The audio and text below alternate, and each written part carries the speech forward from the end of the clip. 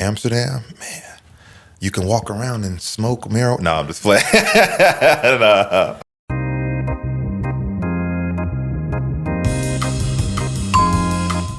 My name is Easy Otabor, or Isamimi Easy Otabor. I have a gallery in Chicago, Amsterdam, soon to be Tokyo, and somewhere else that I can't say yet. And I have a brand called Infinite Archives, and I just started a new agency as well. I'm not really a breakfast person. I didn't have anything but warm water. I think it gets your body going, your metabolism, when you wake up and you drink warm water or tea or something like that, and yeah. Probably like my Mophie, man. Make sure my phone's always charged. I'm always on it, working, doing multiple things. So if I don't got my Mophie, man, it's like, yeah, it's not gonna be a good day. And I try to stretch, meditate a little bit, kinda, like just like, respect my time and space before I get on my phone. Man, just be peaceful, man, calm, man, and remember that, man, everything's gonna be okay. And then I'm probably on my phone, like checking emails. Oh man, my window seat, man, because when you're in the aisle, all the people coming on the plane, they bump you, their backpacks hit you, the luggage, man, I'm a window guy, man, for that simple fact alone. I don't have anything against the aisle other than the people that walk in the aisle that don't know how to respect the people that have the aisle seats, so I'm a window guy.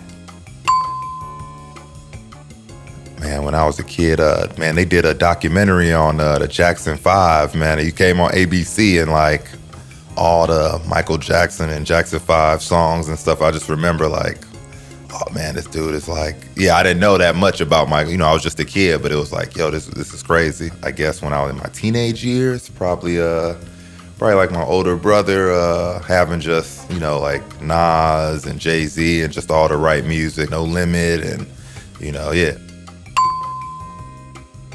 I don't know, it's kind of obscure. Well, some people might know about it. It's called Gattaca. I ain't gonna ruin it for nobody. Just look into Gattaca, man. It's very inspiring, man. It's one of those movies that it just shows you anything is possible. At least for me, like it was just one of those movies, like, man, it inspired me a lot, man. And I try to watch it at least like once a year. Probably that new Tame Impala.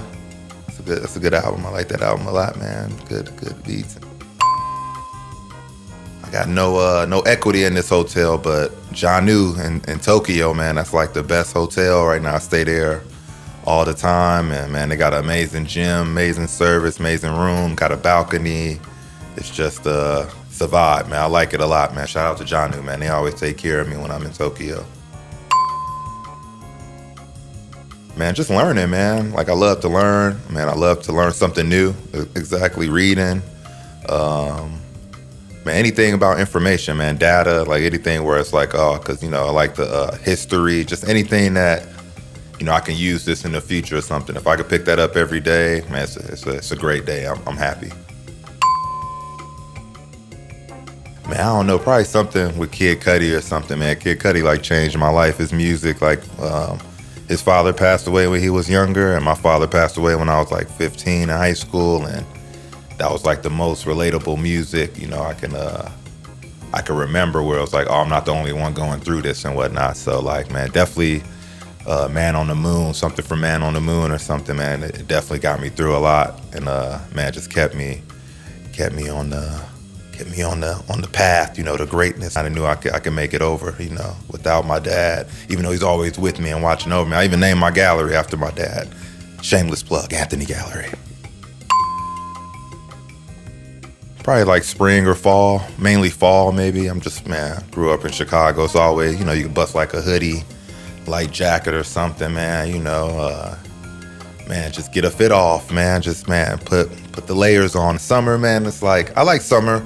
Summer's cool, but it's just, it's too hot sometimes, man. Uncontrollable, I like to control my temperature, so fall. Probably Gmail, man. I'm always on my email. So yeah, shout out to Google. Man, right now in my life, man, it'd probably be, I probably want to be stuck in LA with Larry Gagosian, man. I feel like that's somebody that,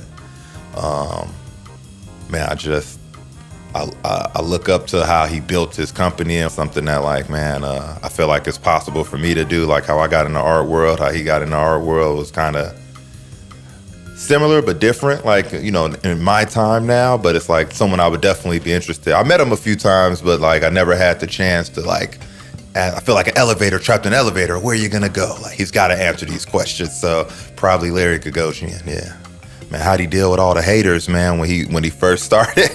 Like how'd he deal with people who didn't think he belonged in that space, and how he got through it? I mean, I would have to figure it's probably consistency and just showing improving, but man, I would love to hear his story.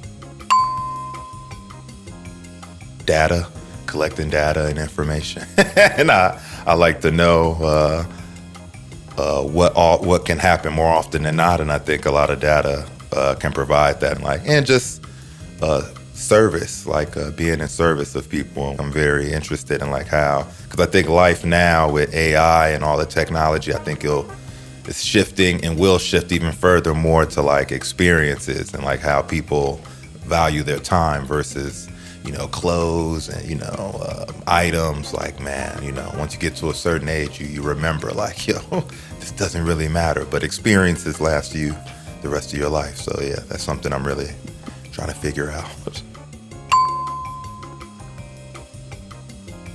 Man, probably my favorite udon spot, Mentorship. I'm sure I'm not saying that right, but it's in Shibuya, man. It's amazing. It's live, man. It's the best. It's always a line, but they friends and family, so they let me cut, man. I'm sorry, anybody who's seen me cut, but I've been going there since before the line, so yeah.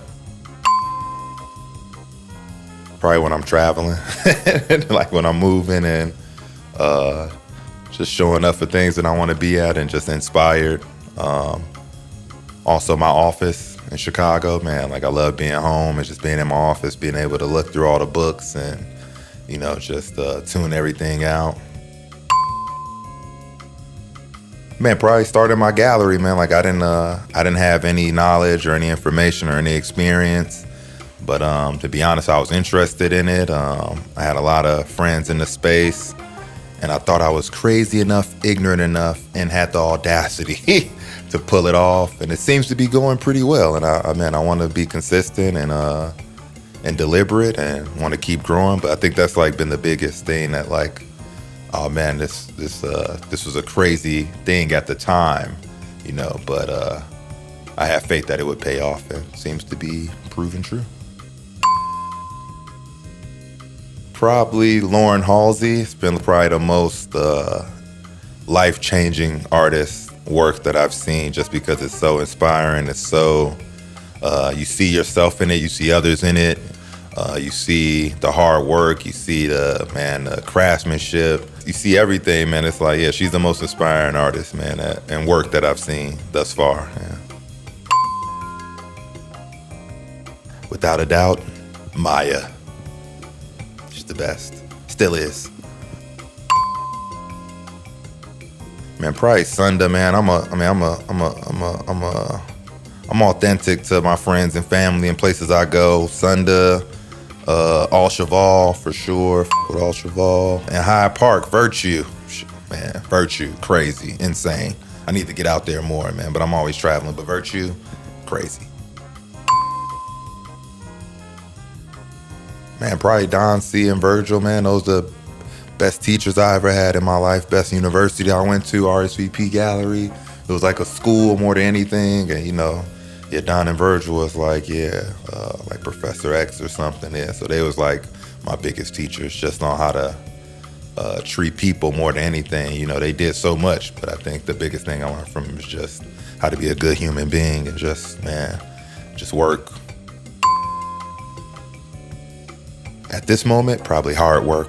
I find it, I don't know, I feel like information is so readily available and everything is just one click away. A lot of people forgot what it's like to just really sacrifice, work for something, go after something. So, but I think it's still out there. I think there's people still, I'm always trying to find those people,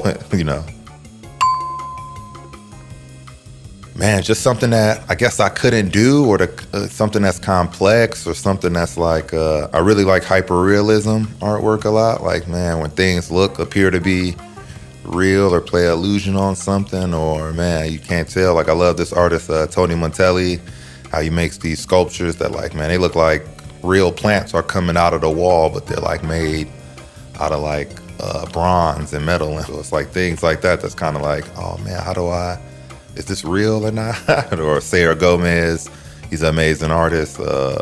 Andrew Park, man, he paints these vivid like AI and like video game plus real life situations, and you kind of like, is this a dream or something? So yes, anything like that really piques my interest. That's a good question, man. Honestly, I've worked with a lot of artists or shown a lot of artists and worked with them, but maybe Derek Forjor. I haven't worked with it. I would love to work with Derek Forjor. That's the artist I haven't worked with that, I would love to work with. That's my middle name, but it's also my dad's name as well. Yeah, man. Usually people name their gallery after themselves, but I feel like Easy Gallery wouldn't have went so well in the beginning. And then also I wanted to make something dedicated to my dad and whatnot, because he's no longer with me, but he is with me every day. Like, I see his name, I hear his name, man, it's just a real good feeling. It was more so a healing experience for me, naming the gallery after him. And I plan on seeing his name all around the world, opening more galleries worldwide and seeing Anthony everywhere, man. Amsterdam, man, you can walk around and smoke marijuana. No, I'm just playing. It's just a beautiful city. It reminds me of Chicago, kind of like, man, it has the rivers and the lakes, and just the weather too. Like, they get all seasons. And summertime Amsterdam is just like summertime Chi almost, And I just got a lot of great friends, man. Like when I was younger, I used to be on this blog called Nike Talk. And it was this brand called Pata, owned by G and Edson. And man, it was the first time you seeing two black men that look like me own a sneaker store and do all these Nike collabs. And it was just like, man, they're just as inspiring as anyone else that's inspired me in my life. So I was like, all I knew about Amsterdam when I was 15, 16, and I always wanted to go and always respected the city because of those, that brand. And so when the opportunity came about, I was like, hell yeah, let's do it. Amsterdam, why not, man? Focus as a gallerist, man, to be honest, just to put people in a room that wouldn't normally be in a room together. I think art, a lot of things, sports, music, art, it just brings people together. It breaks down these barriers, these walls and whatnot. That's been like the biggest thing to me. And inspiration, like, man, a lot of times when I do these shows and bring these artists to these cities, it's like, oh, this artist probably wouldn't normally come to this city, but it's like we had a Sorayama sexy robot in Chicago like 2 years ago, and it was like, Sorayama's never shown a life-size sexy robot in Chicago. And during the opening, all these people's coming up to me like, yo, this is crazy, I've never seen this before. And I remember being younger, or even now, being my age now, when you see something that just inspiring that you wouldn't normally see, and you get the opportunity to do that. So I think that's been like the biggest thing for me.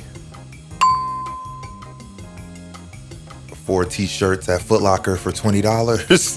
That was like when I was in high school, but outside of that, real fashion, I guess, or like, well, that is real fashion. I don't want to say that, man. That's real fashion, because man, those white tees and those blank tees used to do it with the new Jordans. So, but probably when I was working in RSVP, and Don and Virgil, man, they trusted me enough to let me become like the buyer and do the orders and go to Paris and go to Milan, go see Givenchy, and go see Rick Owens and just all these amazing brands. And yeah, it was crazy, just a kid from Hazel Crest doing this or whatever. So that was probably like my big, like, damn, this is crazy. Man, that was my first ever clothing brand with my friend Cornell Green, Nunu, which we're still friends today. We still work together on some things. It kind of was like the beginning of Infinite Archives, because my whole thing is history. And Fallen Stars was just something to pay tribute to the people that people forgot about. Like my whole thing is giving people their flowers and remembering what came before you will open the doors for you. So Fallen Stars was just like, that was like the prequel to Infinite Archives, I guess. Man, me just annoying everybody at Nike and Jordan for years. Like I used to just be like, yo, when y'all, want to do something with the 17, let me know. Because I had that shoe in high school. So it was just something that like always was like, man, I remember that feeling of having our Hillcrest. My high school colors was white and Carolina blue. They did a white and Carolina blue Jordan 17 low. I remember having that shoe. I remember selling a whole bunch of candy and working at a Athlete's Foot at the time, like just to make it make sense for me buying those shoes. Yeah, man. So when the opportunity came about, I was like, yeah, let me do this. It's time. Fail from Success. I worked at Success. This store is still open right now. It's an amazing sneaker store. He's just like the GOAT of Chicago sneakerheads in Chicago. And man, Dave Jeff at Fly, man, they used to always just look out for me. I was a young kid collecting shoes, and they would always just give me the inside or the information. St. Alfred's, my boy Krabby, man, he sold my shirts first. Fallen Stars was in St. Alfred's first, and that was like the craziest. Like a store want to sell these? Like I just made a shirt, just bullshitting around or whatever. And Krabby was like, oh, that's fire, man. We should put this in here. I could go on forever, man. How many people, Fashion Geek, man, just showing a possibility and giving me like advice and stuff. So yeah, I feel like a lot of people, man. I could go on forever. Man, I really don't consider myself so much a designer. I just look at it as curations and whatnot, and what I like, what I don't like. I think more often than not, I realize what I don't like. To answer your question about becoming a designer, I think I just like what I like and don't like what I don't like. Man, I probably have to say sacrifice, man. That's always been a thing throughout my whole life, and getting anywhere I wanted to get, I had to realize, you have to give up some things to get, where you want in life. So anytime I know I got to do something or something coming up or a big moment, I know there's going to be something I got to sacrifice or something, whether that be time with your family, time for yourself, having fun, whatever, rolling out of bed, working out 5-6 times out the week, to get ready for what's coming. And so just sacrifice, I think, yeah. What draws me to an artist? Man, just being a good human being, like I think art is relative. There's a lot of great art out there, but I'm really on a mission to work with people that are just good people, wanna work with me as well, I guess, make this bridge for other people to walk across and see their work and whatnot and realize what I bring to the table and vice versa. For the most part, it's just, man, good people and consistency, I guess. Good consistency. Man, everything. Because I feel like it's so many. I was watching this interview or podcast with Arthur Jaffa, and he was talking about how he collected everything when he was a kid. I feel like everyone has their thing, so I feel like, man, who am I to say what's archival? I think everything that you're interested in or you will want to look back on is archival. I think, how can I put this, man? It's like that episode on Curb Your Enthusiasm, like the Spite store, when like all these people was opening up Spite stores to spite people. And like, man, I'm a big person on like, man, just being real with what you have on and what you're wearing. And I think at the time when I started, I was frustrated with people just wearing things because celebrity was wearing them or not knowing. I think when all those rock band tees, people not even knowing what band they're wearing or the song, and it was just weird. But it was also like, I'm not a hater, I'm not a hater. I was just like, instead of me complaining, let me do something about it. And I wanted to make a brand that informed people. It wasn't so much about product and whatnot. It was like, oh, can we give people information? Can someone look back on this page? Like if you look at our page, it's not about, we rarely sell products unless it's like an excuse or a reason behind it.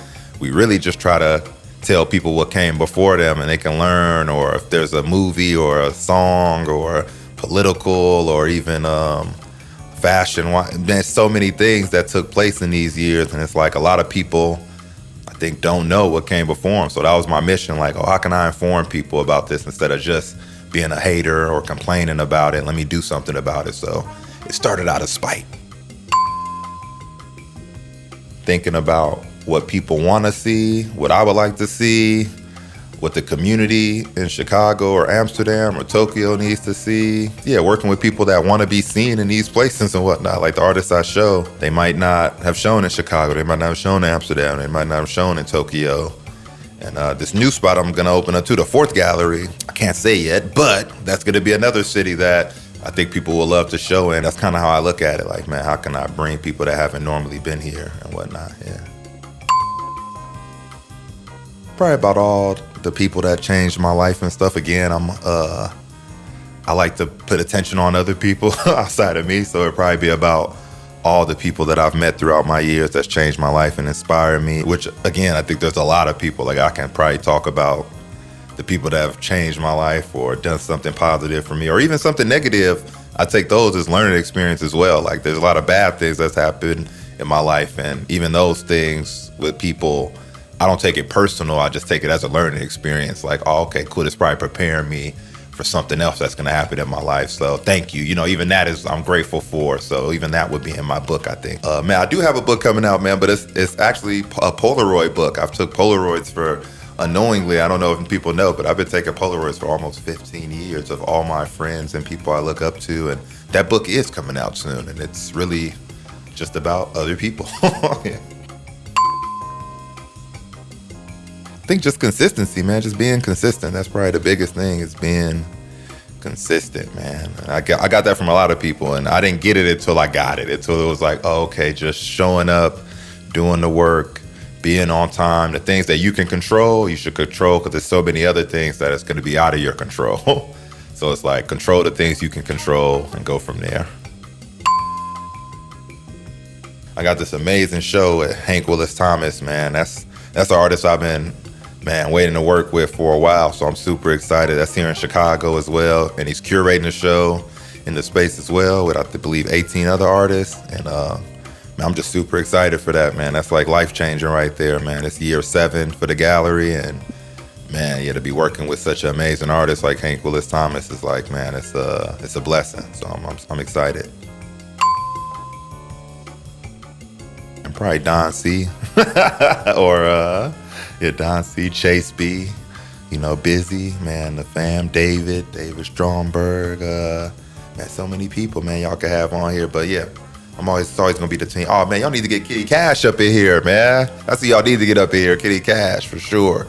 Siobhan, she cold on the, yeah, I'm gonna plug y'all afterwards with some of my friends for sure. Support me, support others too. I don't want to be selfish. You don't have to support me, but yeah, I have a amazing gallery in Chicago, Anthony Gallery, amazing gallery in Amsterdam, opening one in Tokyo soon. I'm doing Freeze LA in February, the end of February, with an amazing artist, Andrew Park. He's can't wait for that show. And yeah, man, Infinite Archives, a lot more coming from Infinite Archives, and man, much love. That's my pitch.